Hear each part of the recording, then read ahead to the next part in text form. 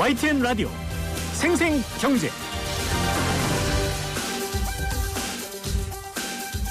안녕하십니까, 전진영입니다. 그제 더불어민주당 새 부동산 특별위원회가 본격 가동되고 첫 회의를 열었죠. 김진표 부동산 특위위원장이 종부세 기준을 12억 원으로 올리는 이야기를 꺼내면서 최후 순위로 밀어놨던 종부세 완화가 다시 검토될 것으로 보입니다. 이 부동산 정책 기조에 변화가 있을지를 두고 시장의 관심도 쏠리고 있는데요. 오늘 생생 이슈 인터뷰에서 전문가와 함께 분석해 보겠습니다. 자, 오늘도 봄 개편을 맞아 금요일에 새롭게 준비한 코너 2부에 마련돼 있습니다. 요즘 매일같이 경제면을 가득 채우는 이슈, 바로 암호화폐 이야기입니다. 일론 머스크가 비트코인을 받고 테슬라 차를 파는 걸 중단하겠다고 갑작스럽게 입장을 번복하더니 이번에는 알트코인인 도지코인 띄우기에 나섰죠. 일론 머스크의 이러한 발언들로 암호화폐의 변동성이 가장 커지는 시점이 도래한 것 아니냐는 분석도 나오고 있습니다. 오늘 2부 암호 푸는 남자 코너에서 자세히 짚어보도록 하겠습니다. 5월 14일 금요일 YTN 라디오 생생경제, 광고 듣고 출발합니다.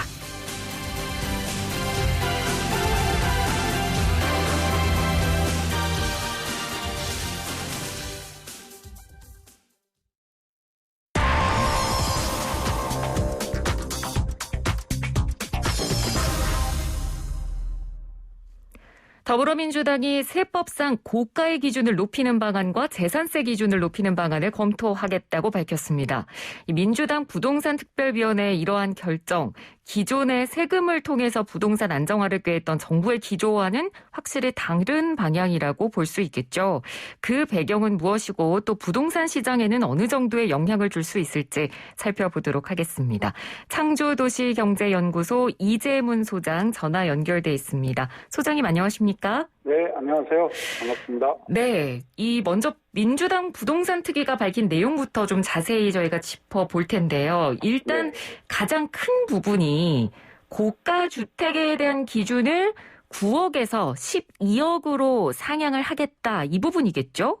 네. 근데 그 부분이 이제 최근에 이제 부동산 가격이 좀 많이 상승하면서 주택의 그 중위 가격이 이제 많이 올라갔지 않습니까? 네. 올라가다 보니까 이제 과거 기준으로 했을 때 어떤 고가주택 기준 9억으로 놓고 봤을 때 이제 과세 범위가 너무 넓어지고 거기에 따르는 어떤 세금 부담을 할 수 있는 납세자들의 이제 부담이 가중됐다라는 어떤 문제의식이 좀 있지 않았나 이렇게 생각을 합니다. 물론 문제의식을 갖기 전에 그 이전에 이제 보궐선거에 대한 어떤 패배, 그다음 거기에서 나온 어떤 민의를 수렴하는 어떤 그런 내용도 좀 포함되어 있는 어떤 좀 한목적, 좀 복합적인 내용이 좀 작용돼서 이제 지금 이 세금에 대한 조율 부분이 이제 나오지 않았나 이렇게 생각이 듭니다. 네. 그리고 재산세 기준 완화 같은 경우에는 당장 다음 달 1일이니까 얼마 안 남았거든요. 이 부분을 가장 빨리 논의하겠다고 얘기를 했었는데 이 부분은 얼마나 완화를 하겠다는 건가요? 이미 이제 과거에 이제 그 재산세 부담 완화 방안이 이제 공시 가격 현실화 계획과 병행해서 이제 수립이 됐었거든요. 네. 그래서 이제 2020년 12월에 이제 지방세법 개정을 반영해서 2021년도 재산세 부과는 이제 완화된 부분이 적용이 됩니다. 특례세율이 적용이 되는 거죠. 네. 그래서 한 6억 원 이제 뭐 과세 표준세율에 따라서 틀리겠지만 이제 표준세율이 특례세율을 적용하게 되면 공시가격 6억 원 이하의 주택들은 이제 0.05%에서 이제 0.35%로 이제 일부 낮춰진 상황입니다. 근데 아까도 말씀드렸지만 이제 이것이 그 공시가격의 어떤 주택의 중위 가격이 이제 상승하면서 이제 세금 부담이 좀 많이 늘어나게 된 거잖아요. 네. 이제 그러다 보니까 이제 그 가격의 기준을 조금 높이겠다라는 부분이 또 우선되지 않을까 생각을 합니다. 세율 조정보다는. 세율 조정은 이미 어느 정도 좀 된 거라고 보여지거든요. 그러니까 감면 상한선을 보니까 기존엔 6억 원이었는데 9억 원으로 올려잡는 방안 쪽으로 지금 논의를 하고 있는 것 같더라고요. 네, 이제 그렇게 하게 되면 이제 아무래도 세부담이 좀 줄어들겠죠. 예, 알겠습니다. 아까 이 소장님께서도 말씀을 해주셨습니다만 지금 서울 아파트 중위값 자체가 이미 지난해 9억 원을 넘겼고요. 네. 이 종부세 대상인 고가주택은 이 기준이 2008년에 9억 원으로 정해진 다음에 지금 거의 13년째 제자리거든요. 네. 그러니까 현실적으로 봐도 이제는 이런 기준 자체를 좀 손을 봐야 된다. 이런 목소리도 좀 나오고 있는데 소장님께서는 어떻게 보십니까? 네, 물론 이제 목소리에 힘이 실리는 어떤 그런 상황입니다. 네. 이제 최근에 주택 가격이 2019년, 2020년에 코로나 사태하고 이제 맞물리면서 주택 가격이 급등하다 보니까 어떤 과거의 기준이 상당히 이제 뭐라 그럴까 좀 초라해진 그런 상황이죠. 그러다 보니까 이제 경계선상에 있었던 분들과 그다음에 이제 1주택을 가지고 계신 분들이 나는 주택만 가지고 있었는데 왜 세금이 갑자기 이렇게 늘었냐 하는 어떤 그런 부분을 제대로 포섭하지 못한 어떤 세제상의 이제 결함이 어느 정도 이제 드러나 있는 상황이죠. 네. 그러니까 그런 상황을 이제 극복하기 위해서는 어느 정도 공시가격을 조금 이제 시장 중위가격 이상으로 맞추게 된다 그랬을 때는 세부담이 좀 줄어들고 그다음에 이제 급격하게 증가된 어떤 납세자들의 숫자도 어느 정도 조율할 수 있다라고 이제 이렇게 보기 때문에 그리고 거기에 따르는 어떤 대안 중에 하나가 공시가격의 어떤 가격 기준을 조금 9억에서 12억으로 올리는 게 합리적이지 않을까라고 이제 그렇게 생각이 돼서 이제 추진하려고 하는 것 같습니다. 네. 자, 그러면 시장에 미칠 영향도 저희가 좀 볼 필요가 있겠습니다. 그러니까 보유세를 이렇게 만약에 낮춰준다고 해서 시장에 큰 영향은 별로 없을 거다. 아니면 부동산 정책의 후퇴 시그널로 읽혀지기 때문에 가격 상승이 오히려 더 부추기게 될 것이다. 소장님께서는 어느 쪽이 더 가깝다고 보시나요? 저는 이제 가격 상승을 부추기게 될 거라고 이제 보고 있습니다. 네. 지금 이제 우리가 얘기하는 이제 보유세 부분에서 이제 재산세 부분은 이제 어느 정도 인하를 하게 되고 재산세의 어떤 기준을 이제 조금 올리게 된다 그랬을 때 재산세 부분이 이제 어느 정도 정리가 되겠죠. 그 다음에 이제 종합부동산세 같은 경우도 일단 지금 이제 9억에서 이제 12억으로 올리게 된다 그랬을 때 재산세, 종합부동산세 과세 대상자가 상당히 현저하게 이제 떨어지게 될 겁니다. 네. 그 얘기는 이제 시장에게 잘못된 시그널을 줄 수가 있거든요. 그 잘못된 시그널은 뭐냐면 세부담이 지금의 가장 강력한 무기 중에 하나였는데 이제 세부담이 없다라고 얘기했을 때에는 주택을 투기 수단으로 생각하시는 분들은 자금을 마련해서 더 많이 사들이려고 하겠죠. 네. 그게 저는 이제 가장 큰 부작용이라고 보기 때문에 그리고 이제 이번 6월부터 이제 모든 세제가 어떻게 보면 문재인 정부 들어와서 본격적으로 시행되는 과정이잖아요. 그렇죠. 물론 이제 우려의 목소리가 많기 때문에 그 우려의 목소리에 대해서 부작용을 최소화시키는 거는 동의하지만 네. 그렇다고 해서 세제 근간을 흔드는 거는 시작도 안 해보고 어떻게 보면 우려로 이제 아니면 우려와 표심을 의식한 포퓰리즘적인 정책이 된다 그랬을 때는 더 큰 부작용을 저는 만들어낼 수 있다라고 생각하거든요. 네. 그래서 오히려 효과보다 긍정적인 효과보다는 부정적인 효과가 더 클 것이다. 라고 이렇게 생각하고 있습니다. 네, 부정적인 효과가 더 클 것이다. 네. 자, 김진표 민주당 부동산특위위원장의 발언에서 이런 말이 있었습니다.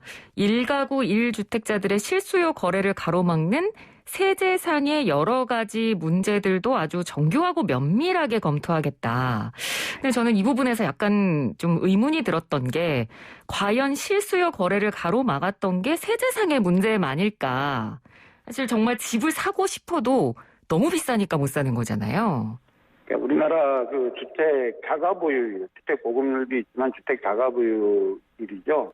거의 한 60% 정도에 준합니다. 이거는 이제 선진국 수준에 어느 정도 근접했다라는 거죠. 네. 이제 우리가 주택 정책을 바라볼 때 모든 국민이 모두 자기 주택에서 살 수는 없는 거거든요. 네. 그래서 우리 사회 형편에 맞는 어떤 가이드라인이 설정돼야 되고 그거는 이제 통계적인 수치로 확인할 수 있다라고 보고 있거든요. 그 수치를 감안하고 그 이후에 어떤 주택 정책을 펼 것인가에 대한 고민이 있어야 되는데 네. 지금 이제 그 정책 담당자들 특히 이제 민주당의 정책 담당자들이 어떤 부동산 정책에 대한 어떤 그 근간을 너무 쉽게 발언하는 부분들이 좀 있다라고 저는 생각을 합니다. 발언이 되게 신중해야 되거든요. 이 부동산 정책은 네. 모든 국민들의 어떤 지금 일희일비하고 직결되어 있는 어떤 이런 문제를 단순하게 현재 드러난 문제만 가지고 그것만 고치게 되면 이것이 개선될 것이다 라고 하는 그런 낙관적인 생각을 가지고 저는 부동산 정책을 임해서는 안 된다라고 이렇게 생각을 합니다. 네. 과거에 한 10여 년 동안 주택이 공급된 것 중에 다주택자한테 간 주택이 60만 채가 넘습니다. 지금 우리가 3기 신도시를 만들겠다고 하는 이 3기 신도시의 대표적인 주택 세대수가 30만 호 아닙니까? 네. 그 3기 신도시를 2개를 만든 도시가 다주택자한테 갔다라면 주택의 공급에 따른 어떤 배급의 문제와 이것이 무주택자나 실수요자에게 가는 어떤 궤적이 잘못 그려져서 이렇게 쏠림 현상이 나타날 수 있다라는 그런 원인 분석이 전제된 다음에 세제라든지 정책이라든지 이런 것들이 논의가 돼야 되는데 그 부분에 대한 논의는 없이 단순하게 지금 1주택, 무주택자가 실수요 거래를 하는데 세제 때문에 안 된다. 저는 너무 이게 개인적으로 봤을 때 무책임한 발언이라고 생각을 합니다. 네. 그러니까 세제보다는 오히려 이렇게 공급 분배에서의 문제, 그러니까 지나치게 한쪽으로 쏠리는 경향 때문에 지금 부동산 시장에 문제가 생기는 거다. 소장님께서 네. 그렇게 보시는 거군요. 네. 예, 그렇군요. 근데 세제 문제가 해결되면 실수요자 거래가 좀 활발해지는 계기도 어느 정도 조성은 됩니까? 어느 정도 조정이 되겠다라는 실용적인 생각을 지금 가지고 있는 거죠. 세제를 묶으니까 한동안 우리 사회가 지난 부동산 가격이 오르는 1, 2년 사이에 상당히 증여가 많이 됐습니다. 네. 증여가 됐다라는 얘기는 자녀분이라든지 이제 이런 사람들한테 증여가 됐다 그러면 그 자녀가 무주택자라면 그 자녀한테 집이 증여가 돼서 그 자녀가 산다 그러면 그것도 주택이 공급된 거거든요. 그렇죠. 네, 그렇게 됐다면 그 자녀가 살던 다른 집은 또 시장에 나와 있을 거라는 거죠. 네. 근데 그 부분에 대한 어떤 통계나 어떠한 그 부분에 대한 분석들은 지금 정확하지 않거든요. 그런 정확하지 않은 상태에서 어떤 규제를 조금 푼다? 세제상의 규제를 풀어서 양도세 때문에 거래가 막혀 있으니까 양도세를 풀면은 거래가 활성화될 것이다. 그건 좀 너무 막연하지 않습니까? 네. 그 막연한 걸 가지고 국가정책을, 부동산 정책을 임발부한다 그러면 또 다른 어떤 혼잡을 가져오고 혼동을 가져올 수 있다라는 거죠. 네. 그래서 이 세제 완화라든지 이런 부분에 대해서는 되게 신중하게 생각을 해야 되고 각계각층의 의견을 들은 다음에 이렇게 생각을 해야지 단순하게 이것이 민주당만이 결정해서 추진해야 되는 상황은 아니라고 이렇게 생각을 합니다. 네, 알겠습니다. 저희가 세제 완화 부분에 대해서 먼저 좀 짚어봤고 또 하나 살펴봐야 될 부분이 바로 이 대출 관련된 부분입니다. 네. 이 무주택 실수요자에 대한 주택담보대출 비율 LTV라고 하죠. 네. 이거를 90%까지 완화를 해주더라도 이 총부채 원리금 상환 비율 DSR의 40% 규제는 예외 없이 적용하겠다 이렇게 이야기를 했는데 네. 그러니까 집이 없어서 돈 빌리는 사람들한테 많이 빌릴 수 있게는 해줘도 소득을 기준으로 해서 빌리게 해주겠다 이 얘기잖아요. 자, 그럼 먼저 LTV 90% 완화가 가능할 것으로 보십니까? 저는 불가능하다라고 생각합니다. 예. 이건 정치적인 수사라고 생각을 하고요. 대출이라든지 이런 거는 일단 돈을 빌리는 사람, 차주의 어떤 소득을 전제를 해야 되고, 네. 그다음에 차주도 보호해주고 차주한테 지원을 해줘야 되는 부분도 필요하지만, 금융회사에 리스크가 올 수 있을 정도의 대출이 이루어져서는 저는 안 된다라고 생각을 하거든요. 네. 그러다 보니까 우리가 이제 제도 자체를 많이 지금 이제 혼용을 해서 이제 쓰다 보니까 이 제도가 도대체 무엇을 이제 추진하고 있는지에 대해서 우리가 좀 본질적으로 한번 생각을 해봐야 되거든요. LTV라는 이 제도는 담보를 확보하게 하는 거죠. 금융기관으로부터. 네. 그러다 보니까 금융회사의 손실을 최소화하는 규제라는 거죠. 그래서 금융회사의 건전성 관리 차원에서 하는 규제가 LTV입니다. 네. 그럼 LTV를 90%를 해줄 수 있다라는 얘기는 금융기관의 건전성이 확보가 되지 않는다면 정부가 90%를 해주라고 얘기해도 금융기관은 해주지 않는다라는 거죠. 네. 자, 그러면 나머지 차익은 어디서 구할까요?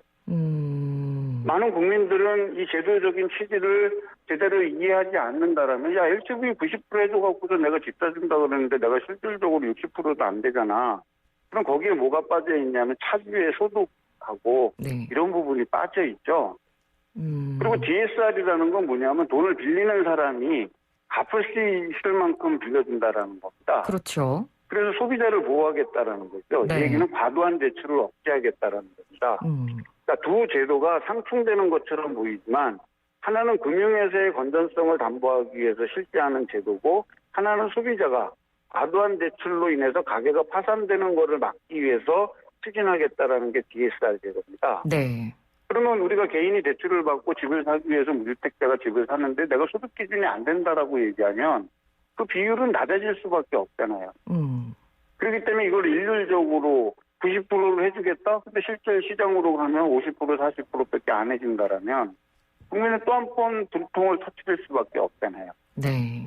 그리고 이 DSR 제도는 얼마 전에 가계부채 종합관리대책에서 이제 앞으로 강화하겠다라고 얘기가 나온 거기 때문에 그 부분과 병행이 돼서 LTV에 대한 규제도 완화하고 그 범주 내에서 이제 해결이 돼야 되는데 조금 너무 성급하게 앞서가지 않나라고 생각을 하고 네. LTV를 90%로 대출했을 때 금융기관이 리스크를 안게 되고 그걸로 인해서 금융시장에 불안이 온다라고 그러면 그거는 누가 책임을 지겠습니까?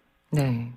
단순하게 무주택자를 위한 제도만은 아니죠. 예. 그러니까 뭐 결국 다시 부동산 대책을 어느 정도 보완하는 수준으로 끝날 것이냐 아니면 기조를 완전히 전환할 것이냐 요 논란이 불이 붙을 것 같은데 네. 오늘 오전에 또 대통령이랑 민주당 신임지도부 간담회도 있었잖아요. 네. 정부랑 아직 지금 신임지도부랑 약간 이 부동산 규제 면에서는 지금 의견차를 약간 보이고 있는데 이 부분에 대한 협의는 앞으로 어떻게 이루어질까요?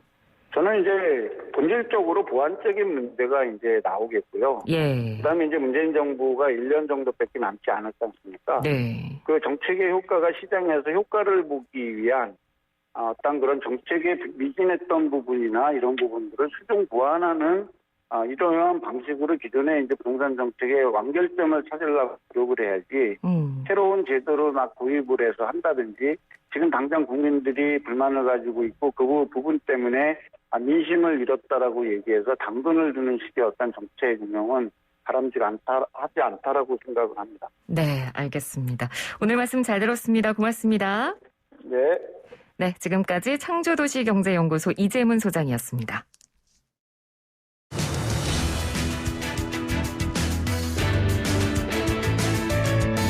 한 발 빠른 경제 이슈로 여러분을 찾아갑니다. 깊고 날카로운 경제 이야기 YTN 라디오 생생경제.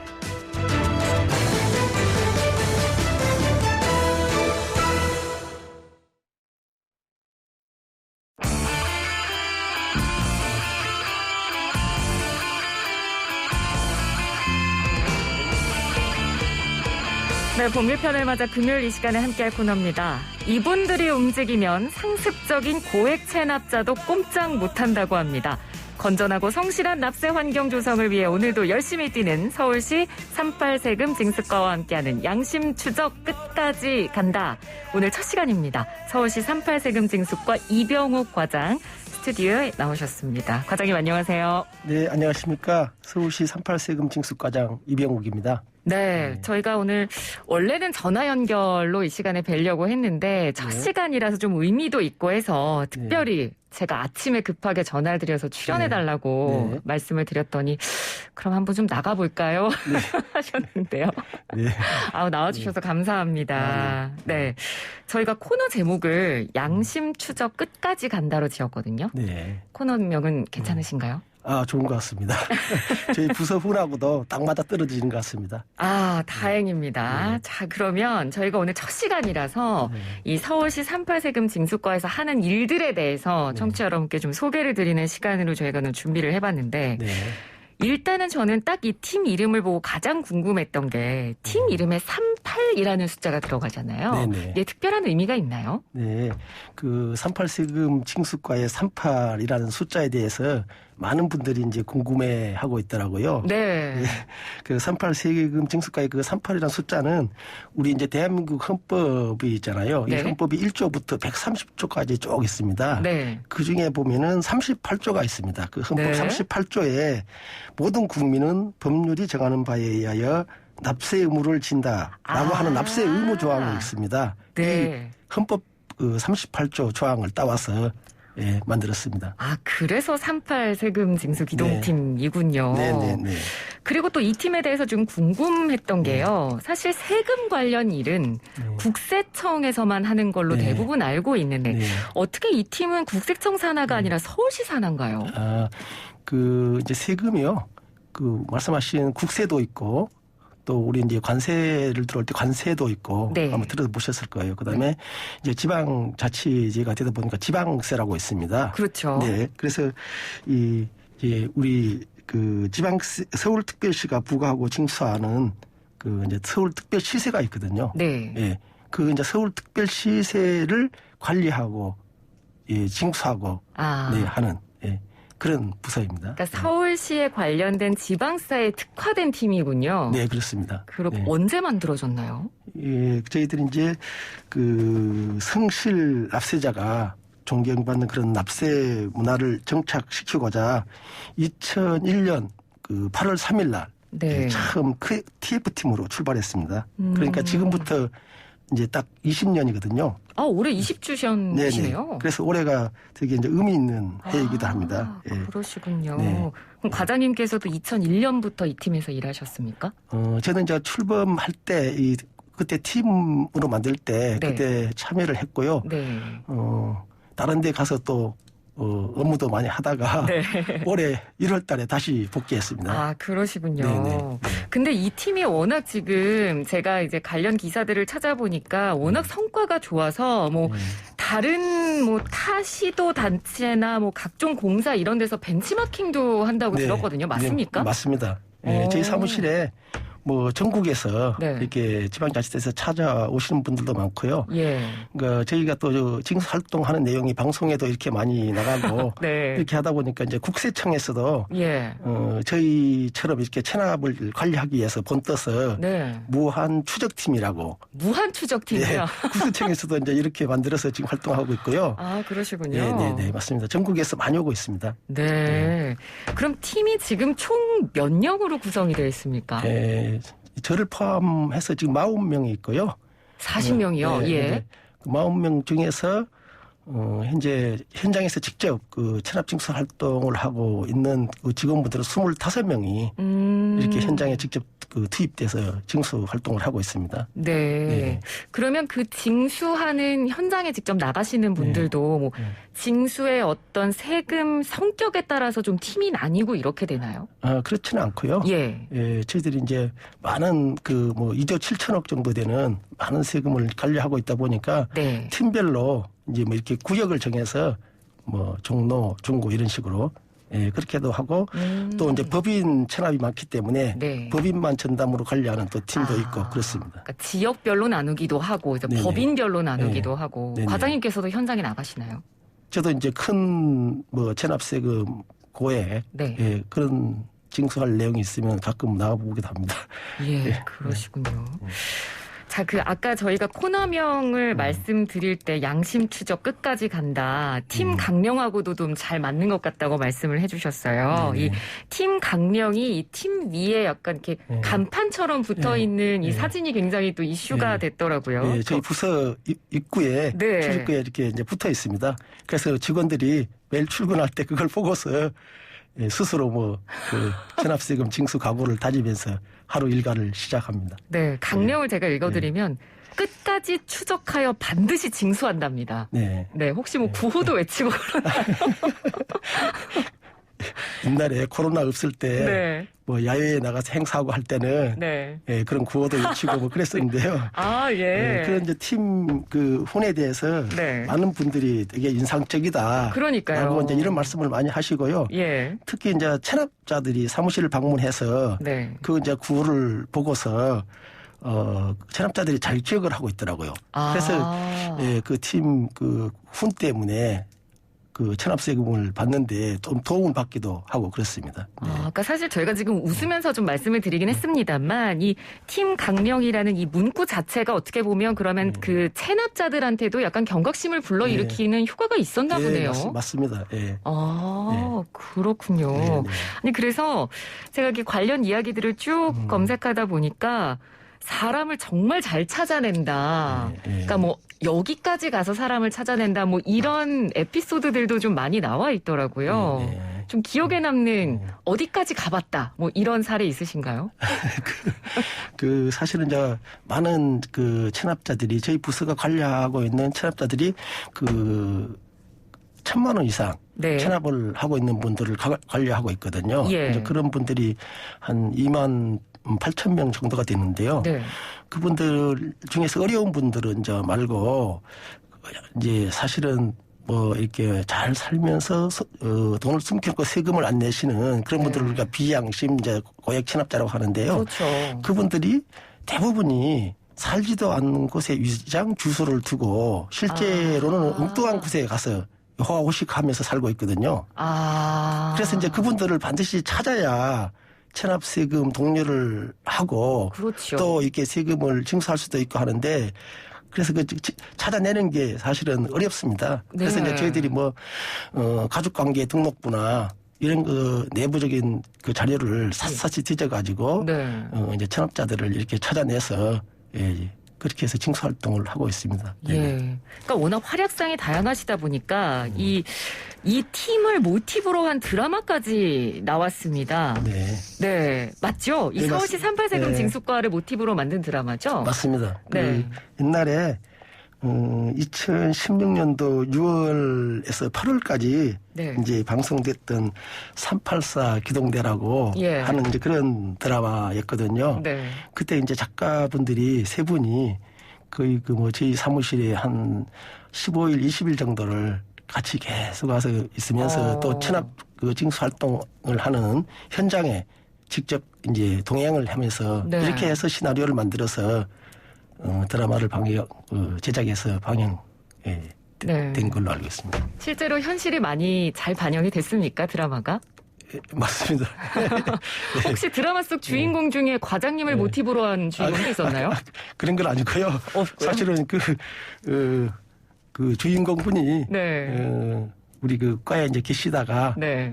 지금 현재는 이제 다른 부서로 가서 그러시군요. 예, 알겠습니다. 자, 이렇게 워낙 다양한 방면에서 활약을 하고 계시는 팀이기도 하고 그래서 이렇게 드라마로도 제작이 된 그런 사례들입니다. 자, 그러면 저희는 사실 세금을 그렇게 고액으로 내는 사람들은 사실 대부분의 시민들은 아니잖아요. 맞습니다. 어떤 부분의 고액 세금 체납이 가장 많습니까? 아까도 이제 말씀드렸는데요. 네.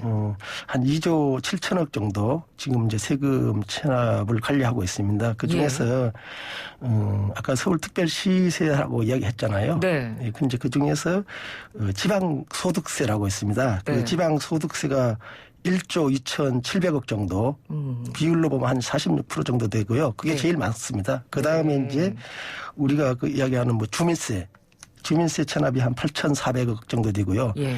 그다음에 이제 자동차를 대부분이 가지고 계시잖아요. 그렇죠. 근데 이 자동차를 가지고 있으면 세금을 안 내는 분들이 계시고, 그러니까 자동차세라고, 네. 자동차세 체납액이 한 2천억 정도, 이런 순으로 체납이 많이 있습니다. 와, 생각보다 체납액이 어마어마하네요. 네, 그렇습니다. 네. 그럼 지금까지 이 팀에서 징수한 체납액은 어느 정도 되십니까? 네, 저희들이 2001년 이제 8월 달에 TF팀으로 출범을 했다고 했는데요. 네. 지금까지 한 8,500억 정도를 징수를 했습니다. 근데 이제 올해는 새로운 이제 시장님이 오셨잖아요. 오세훈 시장님께서. 네. 오세훈 시장님이 새로 오신 시장님이 38대 시장님이십니다. 예. 이번에. 네. 그러니까 저희 과 이름이 38세금 징수과잖아요. 네. 그래서 아마 이제 시장님께서도 많이 지원을 해 주실 것 같다라는 이제 느낌도 들고요. 방송 통해서 지금 시장님께 말씀하시는 거죠? 그래서 아마 올해는 네. 체납 징수 네. 실적이 더 많이 있을 거라고 그렇게 생각하고 있습니다. 그리고 이제 저희 서울시하고 25개 구청이 있는데요. 네. 이번 달에 저희들이 주민세 6,170원 네. 체납세금부터 해서 전체적으로 고지서를 다 보냈거든요. 그래서 혹시 이 방송을 듣고 계신 분들 중에서 네. 세금을 깜빡 잊고 못 내신 분들이 예. 계시면은 그러실 수 있죠. 예. 5월 말까지 네. 꼭 내주시면 예, 감사하겠다는 말씀드립니다. 아, 과장님으로서의 역할도 지금 충분히 하시는 것 같습니다. 고지서를 발송했으니까 혹시 잊어버리신 분들이 있으시면 다시 한번 챙겨보시고요. 자, 저희가 앞으로 이 시간에 이제 이 38 세금 징수과와 함께 뭐 다양한 사례들을 좀 소개를 해드릴 테지만 과장님께서 오셨으니까 끝으로 정말 다양한 사례들을 경험하시잖아요. 그래서 힘든 일도 많으실 테지만 그럼에도 불구하고 보람을 느끼시는 부분이 있다면 어떤 부분이세요? 네. 사실은 많은 그 사례들이 많습니다. 네. 기억에도 많이 남고 하는데 이제 특히 이번에 저희들이 그 체납자들이 전혀 생각지도 못했던 가상 그 자산을 전국 지방자치단체에서 참으로 압류를 하고 그 사회적으로 큰 이슈를 만들었거든요. 네. 그래서 이 부분이 이제 앞으로도 제가 공직 생활을 그만둘 때까지도 기억에 많이 남을 것 같거든요. 그리고 이제 저희들이 세금만 이렇게 열심히 징수하는 게 아니고 세금을 내고 싶어도 생활이 정말 어려우신 분들이 있어서 어쩔 수 없이 세금 못 내는 분이 계시거든요. 그렇죠. 그분들을 올해부터 저희들이 직접 찾아내가지고 기초생활수급자나 이런 이제 부분을 연결을 해주고 있습니다. 아. 그런데 이제 그분들 중에서 한 분이 정말 자기가 너무 어려워서 자살까지도 생각했었는데, 네. 저희 그 상담사하고 전화를 받고 나서 저희들이 이제 주민센터에 연결을 해주었더니 그분이 그 긴급생활지원금이라고 이걸 이제 받았던 모양입니다. 네. 그래서 그걸 받고서 저희한테 전화를 주셨어요. 정말 자기가 자살까지도 생각했는데 이렇게 다시 살게 해줘서 고맙다. 앞으로 열심히 살겠다. 이제 그런 내용을 전해 들으면은 네. 아무래도 이제 그 공무원으로서 뿌듯하실 것 같아요. 네, 맞습니다. 네. 예. 네. 알겠습니다. 정말 앞으로 매주 이 시간에 이렇게 다양한 사례들을 또 소개해드리고 저희가 좀 다양한 이야기들을 들어보는 시간 마련하도록 하겠습니다. 오늘 첫 시간이어서 이렇게 직접 스튜디오에 나와주셨습니다. 서울시 38 세금 징수과 이병욱 과장님과 함께했습니다. 오늘 말씀 잘 들었습니다. 고맙습니다. 네, 감사합니다. 앞으로 2탄, 3탄도 있으니까요. 기대해도 좋습니다. 네, 기대 많이 해주셔도 좋을 것 같습니다. 네, 자, 감사합니다. YTN 라디오 생생경제 1부 포스코와 함께했습니다. 저는 잠시 뒤 2부로 돌아옵니다.